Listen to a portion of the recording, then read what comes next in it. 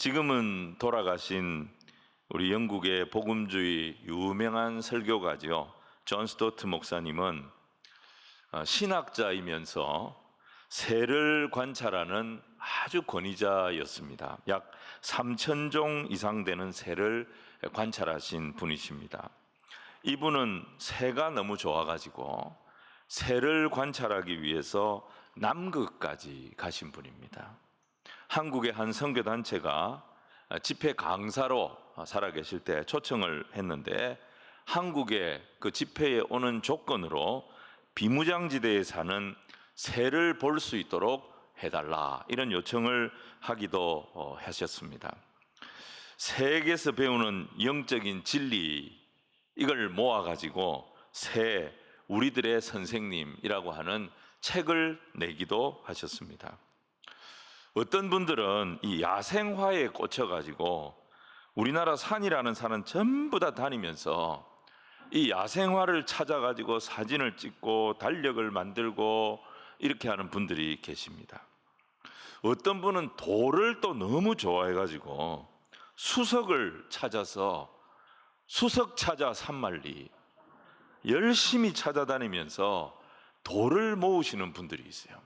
밤중에 불 다 꺼놓고 달빛에 은은히 비치는 그 돌을 막 쓰다듬으면서 좋아하시는 분들이 있습니다. 어떤 분들은 이 밤하늘에 반짝이는 별들의 매력에 빠져가지고 밤에 자야지요. 근데 졸지도 아니하시고 주무시지도 아니하시고 별을 관측하러 다니는 분들이 있습니다. 고대의 그리스 사람들은 이 세상에서 제일 아름다운 것이 무엇이냐? 그것을 사람의 인체라고 보았습니다. 그래서 이들은 인체 조각을 많이 했는데 나중에 이제 로마가 기독교 국가가 되면서 이런 모든 것들은 전부 다 우상이다, 그래가지고 다 부셔버리고 없애버리기도 했습니다. 그런데 세월이 흐른 후에 르네상스 시대가 오면서 그리스 시대의 조각들, 그리스 시대의 그 인체를 그린 그림들이 다시 재유행을 하게 되기도 했습니다. 이처럼 사람들은 이 아름다움에 대한 깊은 갈구가 있습니다.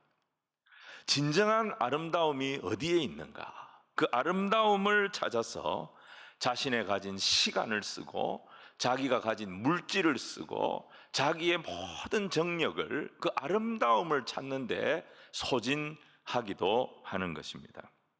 여러분, 그렇다면 이 세상에서 정말 제일 아름다운 것이 과연 무엇일까요?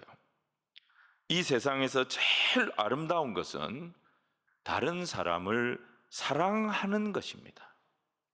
사랑은 이 세상에 있는 그 어떤 것보다도 아름다운 것입니다.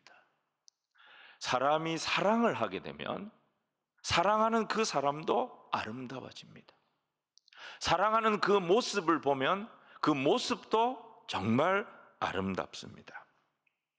근데 사랑 중에 최고의 사랑이 뭐냐?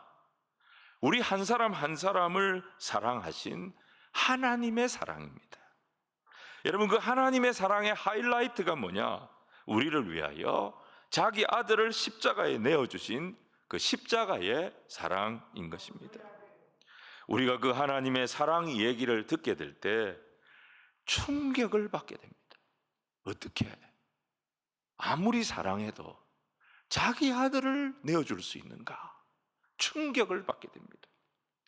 그리고 그 말로 닿을 수 없는 사랑에 울게 되는 것입니다. 그러면서 우리가 입을 열어 뭐라고 말을 하느냐? 도대체 사람이 무엇이건데? 인생이 뭐길래 하나님이 우리를 이렇게까지 사랑하시는가? 이 질문을 안 할 수가 없게 되는 것입니다. 지금까지 시편은 악한 자들에 대한 다윗의 호소요 고발이었습니다. 하나님, 세상에 이런 나쁜 놈들이 있습니다. 이런 악한 놈들이 있어요. 하나님, 이런 놈들 가만히 내버려 두시겠습니까? 하나님께 호소하고 하나님께 고발하는 내용들이었어요. 근데 시편 8편에 오면 우리 한 사람 한 사람에 대한 하나님의 사랑이 어떤 사랑인지 그게 드러납니다. 그게 드러나면서 악한 자에 대한 고소, 고발, 호소가 사라지는 것을 보게 됩니다. 우리가 하나님의 사랑을 알게 된다면, 그 하나님의 사랑의 눈으로 이 세상을 보기 시작한다면 이 세상이 그만큼 아름답고 귀하게 보이기 시작한다는 것입니다. 사람을 미워하고, 사람을 증오하고, 사람을 정죄하고, 사람을 판단할 내 마음의 이유들이 하나님의 사랑의 눈을 우리가 갖게 될 때 사라지기 시작한다는 것이죠. 자, 오늘 첫 번째로 이 시인은 하나님이 창조하신 이 창조 세계의 위대함을 먼저 노래합니다. 위대한 그림을 그린 화가는 항상 그림을 그리고 나면 거기에 자기 사인을 남겨 놓습니다. 위작을, 가짜를 방지하기 위함입니다. 근데 하나님의 작품에는 그렇게 할 필요가 없습니다. 왜냐하면 그 하나님의 탁월함을 흉내도 낼 수 있는 사람이 없기 때문인 것입니다. 오늘 말씀에 보면 여호와 우리 주여, 주의 이름이 온 땅에 어찌 그리 아름다운지요, 이렇게 고백합니다. 이 세상은 하나님의 위대한 작품들로 가득 차 있다는 것입니다. 지극히 작은 곤충의 세계에서부터 우주에 이르기까지 너무너무 탁월하고 너무너무 완벽한 작품들로 가득 차 있는 것입니다. 사람들은 이 하나님이 만드신 위대한 작품을 들여다보면서 많은 것들을 배우고 착안합니다. 카메라 렌즈는 사람의 눈동자에서 착안한 겁니다. 트랙터의 바퀴는요, 뱀의 비늘에서 착안을 한 거예요. 레이더는 박쥐가 날면서 내는 소리의 진동에서 보고 배운 것입니다. 여러분, 봄이 오면 어떻습니까? 산마다 들마다 꽃이 피기 시작합니다. 그 피어나는 꽃들이 얼마나 아름다운지 모릅니다. 이제 곧 가을이 올 텐데, 가을이 오면 온 산에 단풍이 지기 시작합니다. 하나님이 마치 붓으로 하나하나 색을 입히신 것과 같습니다. 장관입니다. 여러분, 여기에 보면 주의 영광이 하늘을 덮었나이다, 이렇게 찬양합니다. 하나님은 하늘을 통하여 하나님의 영광을 우리에게 보여주신다는 겁니다. 하늘에서는 날마다 아름다운 쇼가 벌어집니다. 해가 지고 저녁이 되면 밤하늘에 별이 반짝이기 시작합니다. 이 별들이 너무너무 많습니다. 우리는 이 많은 별들을 다 셀 수도 없습니다. 여러분, 우주에는 이 태양계와 같은, 우리가 사는 태양계와 같은 작은 우주들이 셀 수 없을 정도로 많이 있습니다. 이 광활한 우주의 끝이 어디일까요? 아무도 모릅니다. 창세기를 보시면 하나님에 대한 믿음이 흔들리던 아브라함에게 하나님 찾아오셔서 밤하늘의 별을 헤아려 보라고 말씀하셨습니다. 하나님을 인간의 머리로 이해를 하려고 하면 별을 다 헤아려야 합니다. 우리의 머리로는 하나님을 결코 이해할 수 없다는 말씀입니다. 하나님은 이해의 대상이 아니라 믿음의 대상이시기 때문인 것입니다. 하나님께서 창조하신 이 세상 너무너무 아름답습니다. 여러분, 별이 없는 밤하늘을 한번 상상해 보시기 바랍니다. 얼마나 깜깜하고 삭막하겠습니까? 별이 반짝반짝 빛나는 밤은 정말 광명한 낮보다도 아름답기 그지없는 것입니다. 그리고 이제 좀 시간이 지나가면 달이 뜨기 시작합니다. 여러분, 지구의 이 자전 속도, 지구는 하루에 한 바퀴씩 자전을 하지 않습니까? 근데 자전하는 속도가 얼마나 되느냐? 우리가 사는 위도 한 37도를 기준으로 볼 때 지구의 자전 속도는 시속 1337km 속도로 돌고 있습니다. 여러분, 지금도 시속 1337km 속도로 이 지구가 돌고 있습니다. 어지럽습니까? 굉장한 속도로 지구가 돌고 있는데 우리는 전혀 못 느낍니다. 예배 마치고 남편과 같이 집에 간다고 차를 탔는데 남편이 이 도로를 한 시속 100km로 달린다고 생각해 보십시오. 속도 안 낮추나? 나 내린다. 이래 안 하시겠어요? 우리는 근데 1337km로 지금 달리고 있어요. 몰라요, 우리가. 달은 지구를 한 달에 한 바퀴씩 돌잖아요. 정확하게는 약 27일 한 바퀴씩 도는데, 달이 지구를 공전할 때 달리는 속도가 얼마나 되느냐? 여러분, 시속 3600km 속도로 달립니다. 이 엄청난 질주가 우주에서 벌어지고 있는데, 여러분, 달이 달리는 속도가 소리로 우리에게 들립니까? 안 들립니다. 아무 소리가 안 들립니다. 하나님의 세계는 그 엄청난 해와 달과 별들이 이렇게 무서운 속도로 움직이고 있는데도 우리는 모르는 거예요. 아무 소리가 들리지 않는 거예요. 여러분, 이 모든 것이 하나님의 섬세한 작품이라는 거예요. 우리를 향하신 하나님의 엄청난 사랑의 표현이라는 것입니다. 2절에 보시면 이 우주에 드러난 하나님의 위대하심과 우리를 향한 세밀한 배려, 이거는 아무것도 모르는 젖먹이 어린아이라 할지라도 하나님을 찬양할 수밖에 없다는 것을 인정하게 합니다. 자, 오늘 두 번째 시인은 이 위대한 창조 세계 한가운데 있는 자기 자신을 주목하기 시작합니다. 하나님이 만든 이 위대한 창조 세계, 그 창조 세계 안에 있는 자기 모습을 보기 시작한 거예요. 그랬더니 하나님의 이 위대한 대작 앞에 나의 모습은 너무너무 초라하고 너무너무 왜소한 거예요. 하늘을 보면 찬양이 저절로 나옵니다. 주 여호와는 광대하시도다. 찬양이 저절로 나와요. 여러분, 우리가 높은 산에 올라갈 때 우리는 대자연 앞에서 우리가 아무것도 아니라는 것을 인정하게 됩니다. 등반가들이 저 히말라야의 해발 3000m 정도 되는 그 고봉들을 등반에 성공하고 나면, 야, 내가 이 산을 정복했다, 그렇게 말하는 사람 아무도 없습니다. 산이 나를 허락해줬다. 굉장히 그 산 앞에 겸손하게 반응합니다. 대자연의 그 엄청난 위용 앞에 우리가 사실 아무것도 아님을 깨닫기 때문입니다. 태평양 바다를 배로 지나갈 때 그 바다를 보면, 이 망망대해를 보면 정말 우리가 아무것도 아닌 너무나도 왜소하고 미약한 존재임을 깨닫게 됩니다. 그런데 여러분, 이 시인은 그 대자연과 광활한 우주 속에 자기 자신을 보면서 이런 생각을 하는 거예요. 하나님, 이 거대한 우주와 수많은 피조물 가운데 내가 봐도 나는 너무나도 미약하고 내가 봐도 나는 아무것도 아닌데 이런 나에게 왜 이렇게 관심을 가지시고 이런 나에게 왜 이렇게 주목하십니까?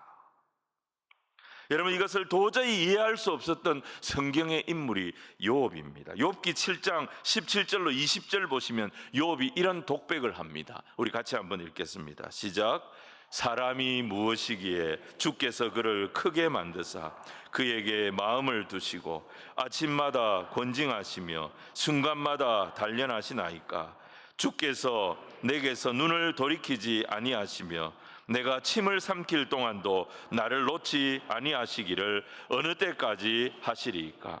사람을 감찰하시는 이여, 내가 범죄하였던들 주께 무슨 해가 되오리이까. 어찌하여 나를 당신의 관역으로 삼으셔서 내게 무거운 짐이 되게 하셨나이까. 욥의 말이 무슨 말이에요? 하나님, 내가 하나님 앞에, 이 세상 앞에 이렇게 미약한 존재고 이렇게 미미한 존재일 뿐인데, 하나님, 내가 악을 저지른들, 내가 나쁜 짓을 좀 한들 이 위대하신 하나님께 내가 무슨 해를 끼칠 수 있겠습니까? 내가 무엇을 한들 하나님께 조금이라도 영향을 미칠 수가 있겠습니까? 그런데 왜 하나님은 저의 인생에 이렇게 신경을 쓰시고 이렇게 관심을 보이시는 겁니까? 이 질문을 하고 있는 거예요. 여러분, 우리가 길을 가면서 내 발에 밟히는 개미를 신경을 씁니까? 어떻게 보면 그 개미보다도 훨씬 작은 존재인 우리 한 사람 한 사람을 하나님은 어떻게 하십니까? 일일이 상대해 주시는 거예요. 우리를 한 사람 한 사람 설득하시고, 때로는 우리에게 질투를 느끼시고, 어떨 때는 우리에게 실망하셔서 내가 사람 지은 것을 후회한다. 하나님 혼자 우리 때문에 상처받고 계시는 것입니다. 이해가 안 되지요. 아니, 우리가 도대체 뭐길래, 우리가 도대체 뭐 대단한 인물이길래, 아니 우리가 무엇을 한들, 내가 선을 행한들 하나님께 무슨 영향을 미치고 내가 악을 행한들 그게 하나님께 무슨 영향이 되겠습니까? 그럼에도 불구하고 하나님은 우리 한 사람 한 사람의 작은 믿음의 고백만 들으셔도 너무너무 기뻐하시고 너무너무 좋아하시는 거예요. 스바냐 3장 17절 보면 너의 하나님 여호와가 너의 가운데 계시니 그는 구원을 베푸실 전능자이시라. 그가 너로 말미암아 기쁨을 이기지 못하여 하시며 너를 잠잠히 사랑하시며 너로 말미암아 즐거이 부르며 기뻐하시리라 하리라. 이해가 안 돼요. 내가 뭐길래, 우리가 뭐길래 나 때문에 그렇게 기뻐하시고 나를 그렇게 사랑하시고 내 얘기만 나오면 그렇게 좋아하고 기뻐하고 이해가 안 되는 거예요. 자, 오늘 세 번째, 드디어 시인은 하나님이 이토록 우리를 사랑하시는 그 이유를 알게 됩니다. 하나님 우리를 사랑하시는 가장 확실한 증거가 어디서 나타나느냐? 우리의 범죄와 우리의 타락에서 나타납니다. 하나님은 범죄한 인간들을 위해 어떻게 하시느냐? 자기 자신을 내주십니다. 자기 독생자를 내주십니다. 5절에 그를 하나님보다 조금 못하게 하시며 영화와 존귀로 관을 씌우셨다 했습니다. 이 말씀 속에 다 들어있는 거예요. 하나님보다 조금 못하게 하셨다는 말은 하나님과 동급으로 여기셨다는 말과 같습니다. 영화와 존귀로 관을 씌우셨다는 것은 하나님의 아들이 죄인인 우리의 모든 죄를 다 품으시고 십자가에서 죽으심으로 내 죄는 예수 안에서 다 사라지고 그 아들의 생명, 그 아들의 권세, 그 아들의 영광이 우리의 것이 되도록 하나님께서 아들과 우리를 맞바꾸셨다는 것입니다. 그래서 하나님은 우리를 어떤 상황에도 죄인으로 보시지 않습니다.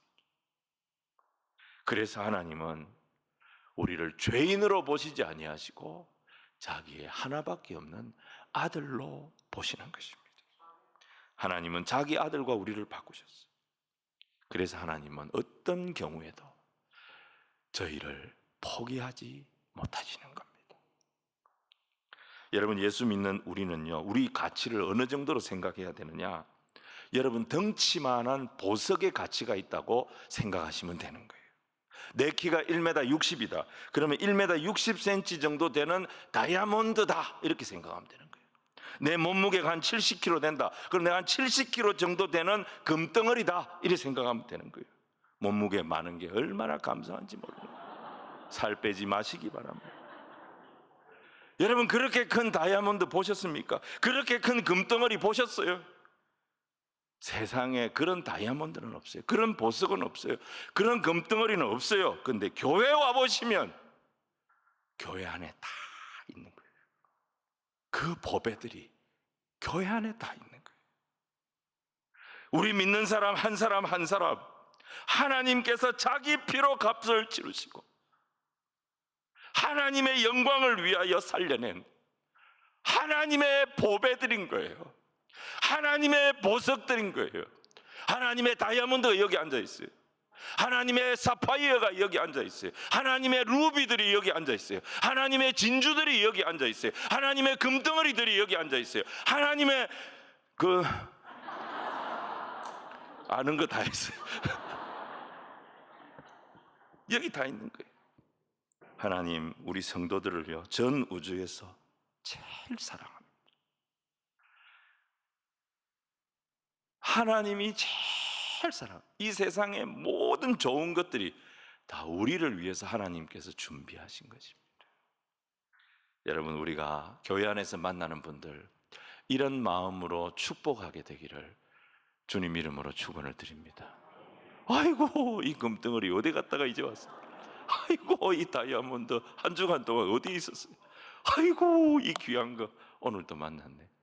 그런 마음이 우리한테 있어야 되는 거예요. 6절로 8절 보시면 부활하신 주님은 온 우주를 통치하시죠. 근데 홀로 다스리지 아니하시고 6절에 뭐라 그랬어요? 사람을 통해서 다스리십니다. 그렇기 때문에 우리는 이 세상에서 책임이 있어야 됩니다. 책임감이 있어야 됩니다. 이 세상의 빛과 소금이 돼야 됩니다. 이 세상의 더러운 것들과 우리가 싸워야 합니다. 왜? 하나님께서 우리에게 이 세상을 맡기셨기 때문에. 우울증 힘들지만 이겨내야 됩니다. 자살 이겨내야 됩니다. 음란과 방탕 이겨내야 됩니다. 분노와 혈기 이겨내야 됩니다. 이길 수 있는 권세를 우리에게 주셨고, 우리에게 그런 사명을 주신 분이 나를 귀하게 여기신 하나님이심을 믿으시기를 바랍니다. 여러분, 우리 예수 믿는 사람들은 이 세상을 겁낼 이유가 없어요. 우리는 이 세상에 있는 돈, 이 세상에 있는 명예, 이 세상에 있는 어떤 조직보다도 급이 높아요. 우리가 급이 높아요. 우리는 오히려 이 세상을 치유하는 자들이 돼야 합니다. 이익을 따라 몰려다니지 마시기 바랍니다. 싸우려고 하는 사람들이 있으면 떼놓으시기 바랍니다. 절망하는 사람들이 있으면 기도해주고 붙들어 주시기를 바랍니다. 우는 자들이 있으면 함께 울어주시고, 웃는 자들이 있으면 같이 기뻐할 수 있는 우리 모두가 돼야 할 것입니다. 화평하게 하는 자는 복이 있나니 그들이 하나님의 아들이라 일컬음을 받을 것이라고 하셨습니다. 우리는 세상을 아름답게 만드는 자들이 돼야 돼요. 이 세상을 복되게 만드는 백성들이, 주의 백성들이 돼야 될 줄로 믿습니다. 우리가 눈을 들어서 대자연을 보게 되면 여기에는 다 하나님의 메시지가 있습니다. 공중의 새를 통해서 하나님 우리에게 주시는 메시지가 뭐예요? 네가 아무리 힘들어도 걱정하지 마라. 너 절대로 굶어 죽지 않는다. 새를 통해서 그 메시지를 주십니다. 공중의 새를 보라. 심지도 않고 거두지도 않고 창고에 모아들이지도 아니하되 너희 하늘 아버지께서 기르시나니 너희는 이것들보다 귀하지 아니하냐. 세상이 나를 알아주지 않아요. 세상이 나를 인정해 주지 않아요. 아무도 나를 대접해 주지 않아요. 너무너무 속이 상할 때 우리는 들에 핀 백합화를 보면서 하나님의 마음을 읽는 거예요. 들의 백합화가 어떻게 자라는가 생각하여 봐라. 수고도 아니하고 길쌈도 아니하느니라. 그러나 내가 너희에게 말하노니 솔로몬의 모든 영광으로도 입은 것이 이 꽃 하나만 같이 못하였느니라. 지금은 우리를 아무도 주목해 주지 않는다 할지라도, 아무도 나를 알아주지 않는다 할지라도, 그래서 공동의회 후보로 나왔는데 한 표도 못 받았다 하더라도, 한 표 나오는데 그거 내가 찍은 거예요. 아무도 나를 알아주는 사람이 없다 할지라도, 여러분, 우리 안에는 예수 그리스도의 존귀함이 있다는 것을 잊지 마시기를 바랍니다. 저와 여러분은 이 하나님의 사랑의 보자기에 쌓여져 있는 존재입니다. 하나님 우리를 절대 망하게 하시지 않습니다. 세상에서 크고 작은 문제를 만나지만 다 극복하도록 인도하십니다. 병을 이기게 하실 것입니다. 장애를 이기게 하실 것입니다. 슬픈 마음을 이기게 하실 것입니다. 하나님을 찬송하는 하나님의 아들을 삼으시고 딸을 삼으시기를 기뻐하시는 분이 우리 하나님이심을 믿으시기를 바랍니다. 우리가 그런 존재예요. 하나님이 자신을 값으로 치르시고 자녀 삼아주신 이 존귀한 자들, 우리가 모여서 주님을 예배하는 거예요. 서로를 귀하게 여겨야 돼요. 서로를 항상 용납해야 돼요. 그러면서 주님 나라 가는 그날까지 믿음의 동행을 끝까지 할 수 있는 우리 모든 공동체 주의 자녀들 다 되시기를 주님 이름으로 축원을 드립니다.